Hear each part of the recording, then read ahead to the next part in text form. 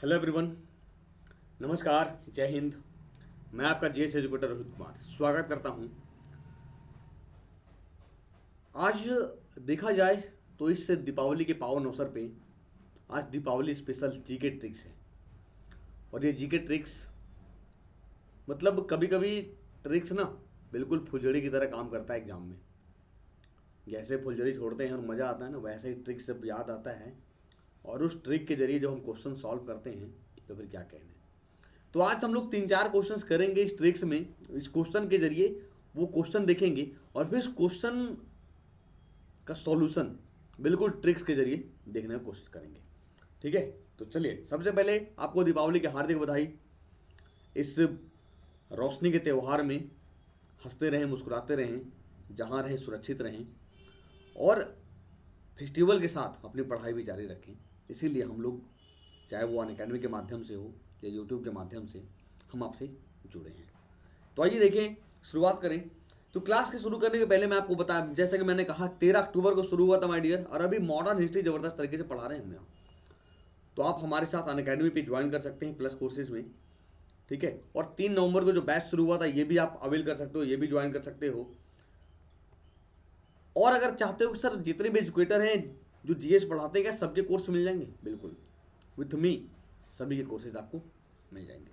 ठीक है, और दीपावली स्पेशल जीके ट्रिक्स में आप रेफरल कोड बाबा10 लगाएं और अपने आप को एक सुनहरा अवसर दें कि बिल्कुल डिटेल पढ़ें और सिलेक्शन के लिए आगे बढ़ें। ठीक है, रेलवे में भी पढ़ा रहे हैं, वहाँ पे संविधान चल रहा है माय डियर।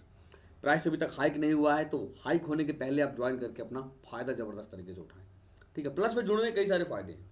सबसे बड़ा फ़ायदा है कि पर्सनल गाइडेंस मिल जाता है। जी, जितने भी एजुकेटर हैं उनका गाइडेंस मिलता है आपको, चाहे वो सब्जेक्ट वाइज इंग्लिश हो, मैथ हो, जीके हो, है ना। याद रखिएगा, अनअकैडमी सब्सक्रिप्शन के लिए आप हमारा रेफरल कोड लगाकर ज्वाइन कर सकते हैं। आइए देखिए, सवाल कहता है कि which of this vice president has been the president of India.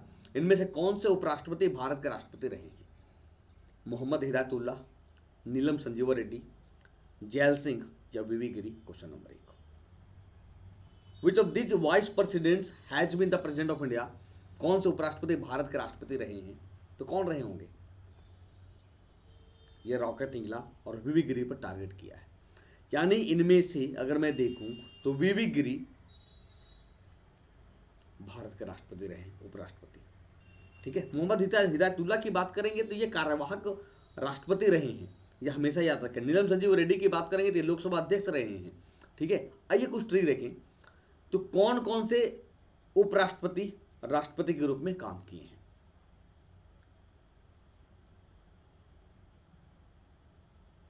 ये पहला,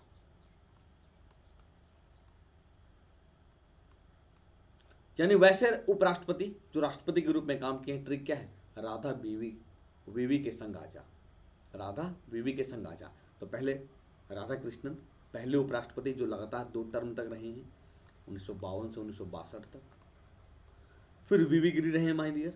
फिर के आर नारायणन, वीवी के संग यानी शंकर दयाल शर्मा रहे हैं। आ से आर वेंकट रमन और जा से जाकिर हुसैन। यानी देखा जाए तो 1 2 3 4 5 6 छः ऐसे उपराष्ट्रपति हैं जो राष्ट्रपति के रूप में काम किए हैं कालांतर में, बाद में। आप देख सकते हैं सर्वपल्ली राधाकृष्णन जो 1888 से 1975, प्रख्यात दार्शनिक राधाकृष्णन देश के पहले उपराष्ट्रपति रहे हैं और 1952 से 62 तक लगातार 2 बार इस पद पर रहे हैं। इसके बाद 62 में देश के दूसरे राष्ट्रपति चुने गए हैं, याद रखिएगा। पहले राष्ट्रपति जिनको भारत रत्न मिला 1954 में। जाकिर हुसैन ये भी शिक्षाविद रहे हैं, 1962 से 67 तक देश के उपराष्ट्रपति रहे। 67 में वह देश के पहले मुस्लिम राष्ट्रपति चुने जाते हैं और पद पर रहते हुए 1969 में उनका इंतकाल हो गया, यानी देहांत हो गया, उनकी मृत्यु हो गई। सबसे कम समय तक देश के राष्ट्रपति रहे हैं और कार्यकाल में इनका मृत्यु हुआ है। तो इस हिसाब से कह सकते हैं कि पद पर मरने वाले पहले राष्ट्रपति जाकिर हुसैन रहे हैं। ठीक है माय डियर। वीवी गिरी 1967 में देश के तीसरे उपराष्ट्रपति चुने गए। 1969 में राष्ट्रपति जाकिर हुसैन के इंतकाल के बाद, इनकी मृत्यु के बाद कार्यवाहक राष्ट्रपति चुने जाते हैं, लेकिन चुनाव में देश के चौथे राष्ट्रपति चुने गए जब चुनाव हुआ, और एकमात्र राजनेता जो निर्दलीय प्रत्याशी के रूप में राष्ट्रपति के लिए चुने गए हैं, ये याद रखिएगा। ठीक है, आर वेंकट रमन पेशे से वकील और केंद्रीय मंत्री रहे वेंकट रमन 1984 में देश के 7वें उपराष्ट्रपति चुने गए। इसके बाद उन्हें 1987 से 92 तक देश के 8वें राष्ट्रपति चुने जाते हैं। ठीक है, कौन से 8वें राष्ट्रपति चुने गए माय डियर। शंकर दयाल शर्मा 1918 से 99 राष्ट्रपति आर वेंकट रमन के अधीन देश के 8वें उपराष्ट्रपति के रूप में काम किए। पहले मुख्यमंत्री भी रहे हैं, केंद्रीय मंत्री भी रहे हैं और 1992 में देश के 9वें राष्ट्रपति चुने गए हैं। ठीक है माय डियर। के.आर. नारायणन 1921 से 2005 भारतीय विदेश सेवा के अधिकारी नारायणन इंदिरा गांधी के आग्रह पर राजनीति में आए। लगातार 3 लोकसभा चुनाव जीते, केंद्रीय मंत्री भी रहे और 1992 में 9वें उपराष्ट्रपति चुने गए और 97 में देश के राष्ट्रपति बने। वह देश के पहले दलित राष्ट्रपति और पहले मलयाली हैं। मलयाली यानी पहले केरल से हैं। दूसरे दलित कौन है? तो भी आपके रामनाथ कोविंद साहब उत्तर प्रदेश से हैं। तो ये पहला सवाल था। दूसरा, whose mausoleum is located in Lahore. किसका मकबरा लाहौर में स्थित है? जहांगीर, शाहजहां, औरंगजेब, अकबर। सवाल नंबर 2, तो किसका मकबरा लाहौर में स्थित है माय डियर? जहांगीर का मकबरा। तो हम बहुत बार गलती करते हैं कि जितने भी मुगल बादशाह हैं उनका मकबरा कहाँ क्या है। आइए समझते हैं ट्रिक के जरिए। बादशाह का दिल सिकंदरा, लाहौर, आगरा और औरंगाबाद गया। सोचो, भाजपा ने क्या मैंने बादशाह कहा है? बादशाह का दिल सिकंदरा, लाहौर, आगरा और औरंगाबाद गया। आइए देखिए, बादशाह यानी बाबर। बाबर का कहाँ? काबुल। बादशाह का ऐसे जोड़ना, बादशाह का। फिर हुमायूं का दिल यानी दिल्ली। ऐसे सिकंदरा, अकबर का सिकंदरा। जैसे जहांगीर का लाहौर, शहादरा। और सिकंदरा कहाँ? आगरा में। और शाहजहां का माय डियर आगरा, औरंगजेब का औरंगाबाद। ठीक है, 1 मिनट रुकना बच्चे। औरंगाबाद, दौलताबाद है ना। औरंगाबाद इनकी बीवी का है। औरंगाबाद, 1 मिनट। औरंगाबाद जो महाराष्ट्र में पड़ता है, बीवी का मकबरा है ना। रबिया तुरानी का मकबरा है। तो यहाँ पे हो जाएगा क्या आपका? दौलताबाद। तो क्या कहेंगे कि बादशाह का दिल सिकंदरा, लाहौर, आगरा और दौलताबाद गया। औरंगाबाद नहीं, क्या कहेंगे? दौलताबाद गया। जिसे देवगिरी कहते थे पहले। ठीक है, औरंगाबाद याद रखिएगा। औरंगजेब की पत्नी रबिया तुरानी का मकबरा।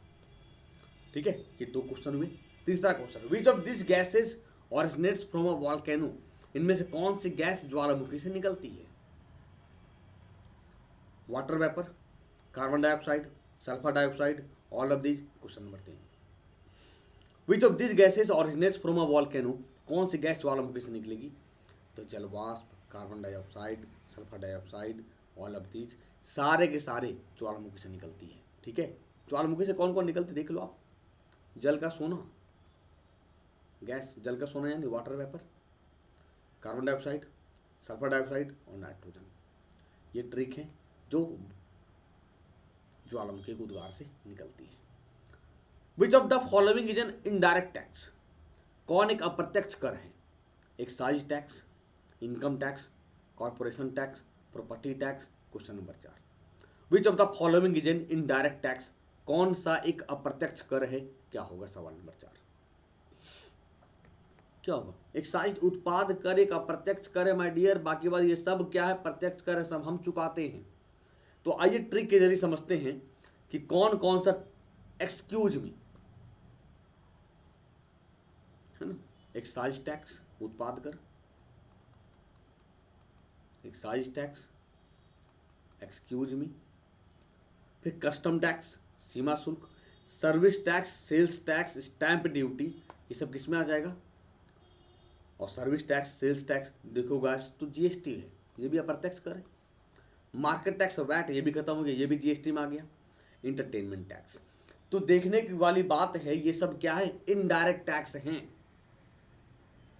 ठीक है, डायरेक्ट टैक्स क्या होगा?